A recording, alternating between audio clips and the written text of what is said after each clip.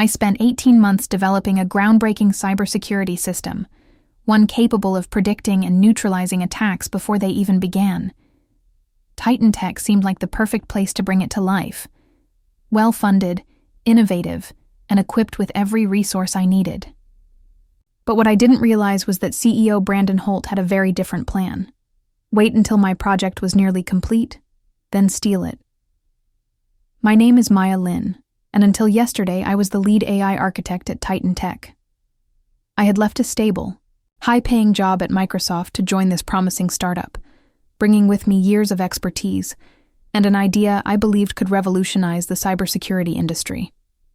My creation, Sentinel Shield, was named after the ever-vigilant guardians of mythology. It could identify attack patterns before they fully materialized, generating adaptive defenses in real time.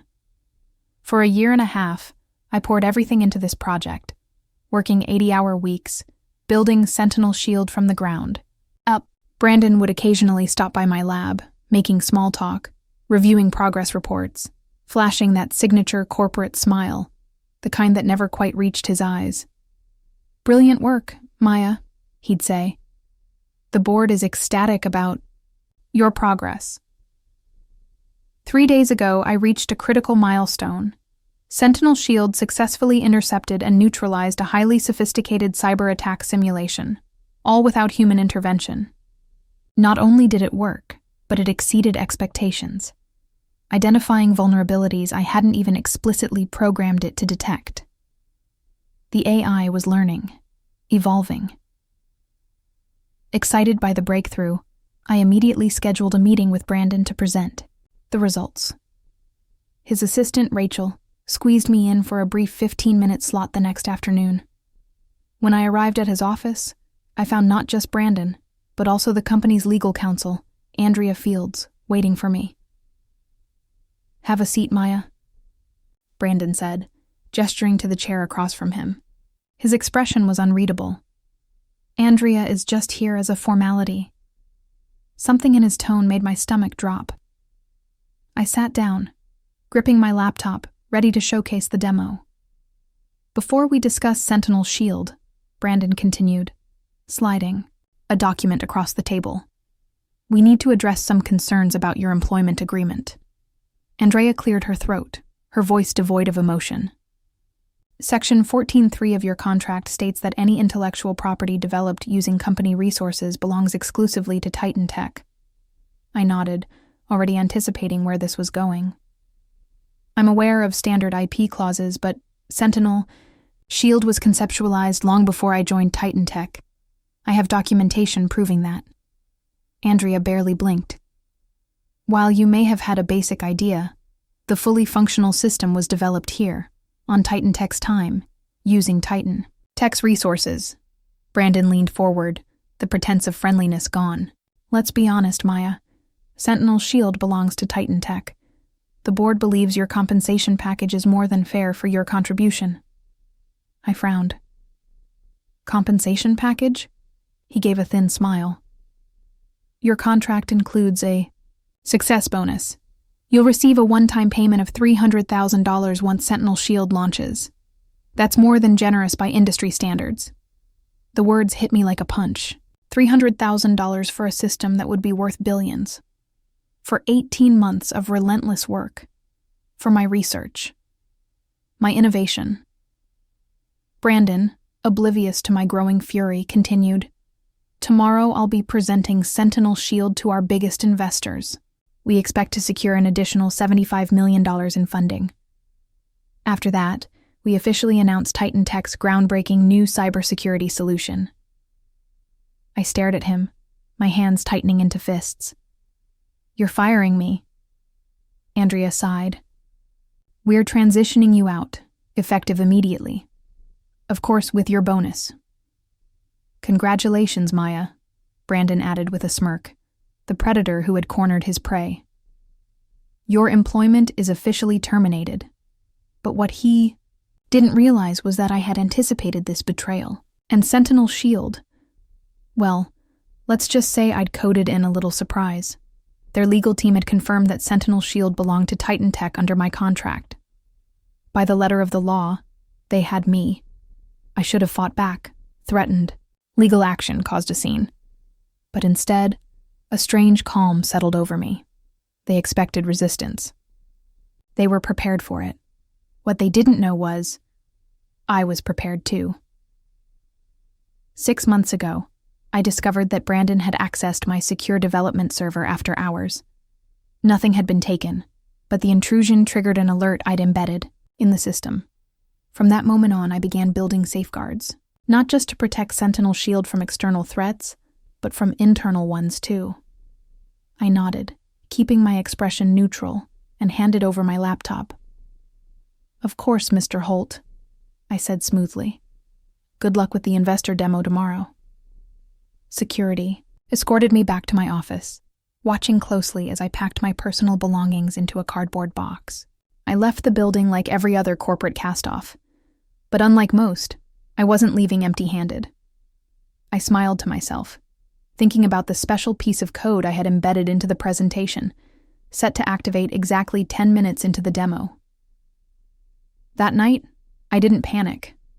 I didn't scramble for revenge. Instead, I ordered takeout, watched a few episodes of a mindless sitcom, and waited. At exactly 9:30 p.m., my phone rang. It was Rachel, Brandon's assistant. He wants to see you, she said without preamble. Glanced at the clock. It's almost 10. He says it's urgent, she replied. A car is already on its way. 40 minutes later, I was back at Titan Tech, escorted into the sleek conference room. Brandon sat alone at the head of the table. His usual polished, confident demeanor was gone. His tie was loosened, his hair a mess. The veins in his temple throbbed from stress. Fix it, he snapped the moment the door closed. I took my time settling into a chair, deliberately slow. Fix what exactly? Don't play games, Maya, he seethed. You sabotaged the demo. I arched an eyebrow. How could I? I've been gone for 24 hours. Security watched me clean out my desk. I didn't take any devices. I didn't access any systems. Brandon slammed his hand on the table. The test run crashed the entire system. It started flagging threats that don't exist. Thousands of false positives. It's completely unusable. I tilted my head. Sounds like a technical issue, I said, feigning innocence. Have you tried turning it off and on again? His face flushed with rage. This isn't funny. We have 12 major investors coming tomorrow. There's 75 million on the yuan line. Your investors, I corrected. Your system now. Brandon took a deep breath, forcing composure. When he spoke again, his voice took on that same smooth, persuasive tone that had once convinced even me. Look, perhaps we were hasty yesterday, he said. I'm prepared to discuss a more equitable arrangement. Co-creator credit, a larger compensation package, maybe even some equity. I leaned back. What exactly happened during the test run? He hesitated, debating how much to reveal. The system turned on itself. It started identifying Titan Tech's own network components as threats. Then it generated reports, hundreds of them, documenting what it called internal ethical breaches. I couldn't help but smile. Sentinel Shield is designed to identify threats, Brandon. All threats. His expression darkened. What did you do? I didn't sabotage anything, I said simply. Sentinel Shield is working exactly as designed. It's an AI system that learns and adapts to protect networks from malicious activity. During development, I fed it case studies of cyber attacks, including those where the threat came from inside organizations. Brandon's face drained of color. You taught it to spy on us? I taught it to recognize threats, wherever they originate. Understanding dawned. The system wasn't malfunctioning.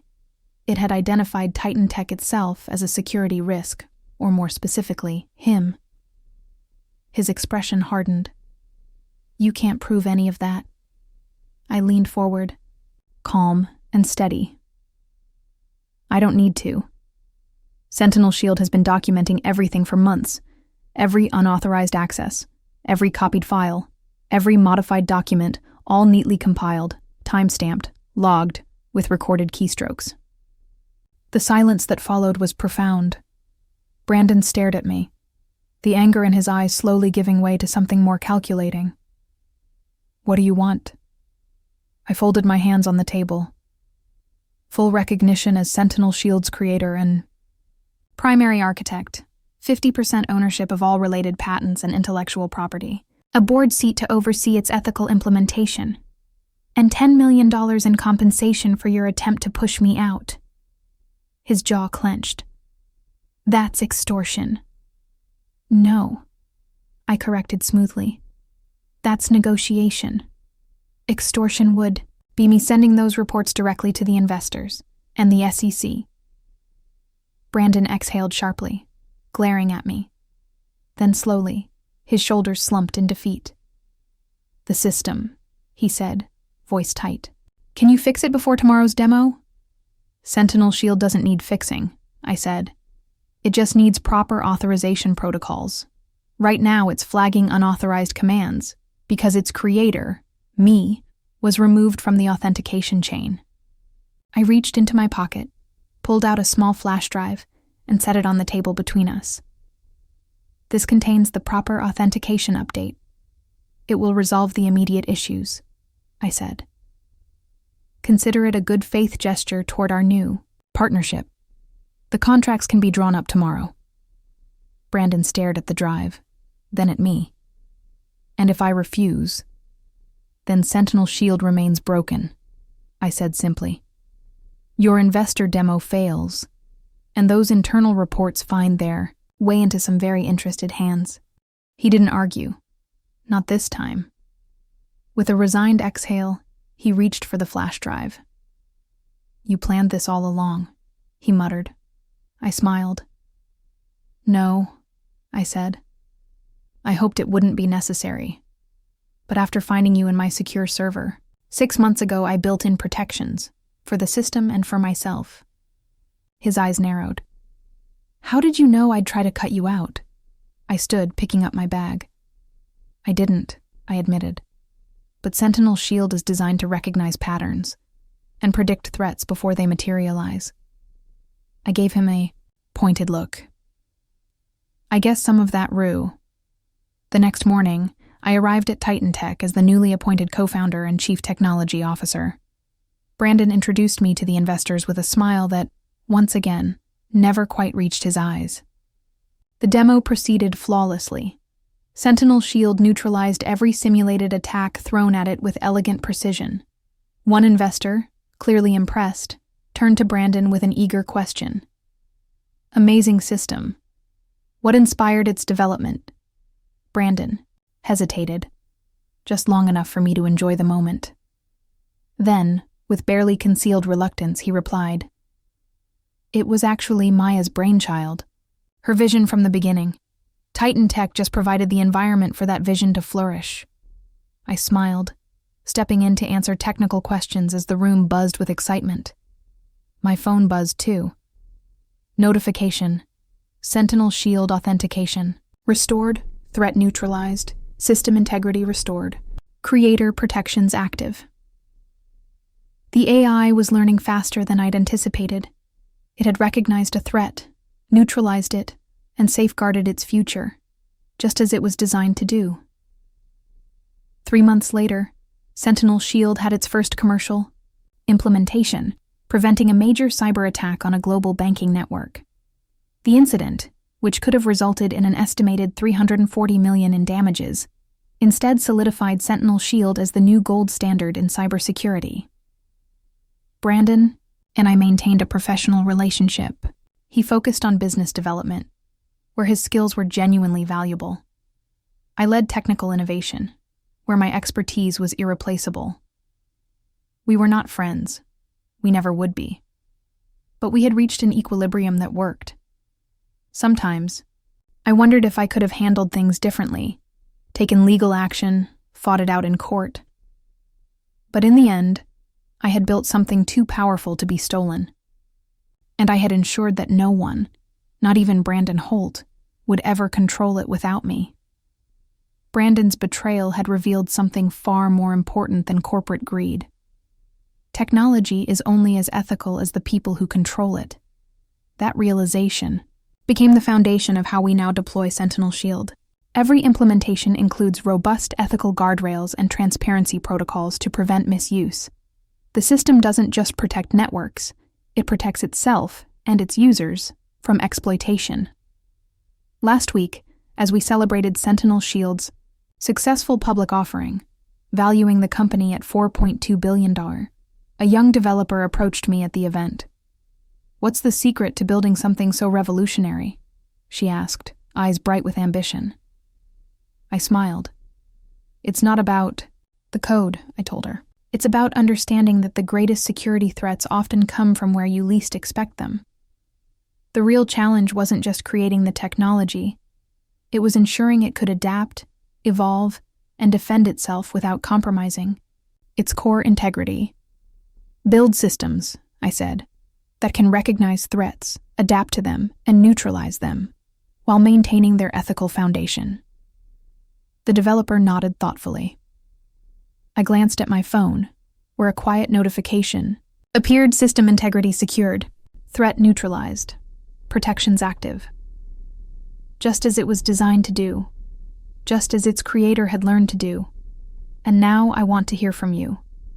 After everything I went through, being betrayed, underestimated, nearly erased from my own creation, I came out the other side stronger, smarter, and in control of my future. But I didn't do it alone. I had my experience, my instincts, and most importantly, the conviction to stand up for what was mine. So tell me, what would you have done in my place? Would you have fought back legally, taken the company to court, or walked away and started over? Do you think I made the right call, turning the tables on Brandon and securing my place at Titan Tech? Leave a comment. I want to hear your thoughts, your advice, and even your own experiences with workplace betrayals and standing up for yourself. But more than that, I want you to take something valuable from this story. If there's one lesson I've learned, it's this. You have to protect what you build, whether it's your career, your ideas, or your personal boundaries. You are your own first line of defense. Never assume others will act in good faith just because you do. Prepare for the worst, but position yourself for the best. Think about your own life. Are there places where you need to set boundaries? Demand recognition? Protect your work? Maybe it's in your job, a personal relationship, or even a project you've poured your heart into. Whatever it is, don't let someone else take credit for what you built. So here's my challenge to you. Stand up for yourself. Share your thoughts. Leave a comment.